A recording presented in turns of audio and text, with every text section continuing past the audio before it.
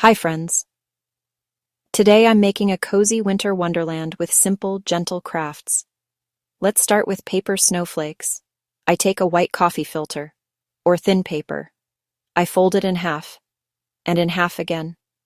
With safety scissors, I snip tiny triangles along the edges. Snip, snip. I open it slowly. Wow, a snowflake. I make a few more. I tape them to the window so it looks like it's snowing inside. Next, a cotton ball snowman. I draw a big circle. I draw a medium circle. I draw a small circle. I add glue inside the circles. I press soft cotton balls on the glue to make a fluffy snowman. I give it a little orange paper nose. I add 2 dot eyes. A cozy scarf made from a ribbon strip. Hello, Snowy. Now, a snowy sensory bottle. I fill a clear plastic bottle with water. I add a pinch of white glitter. I add a few tiny blue confetti pieces.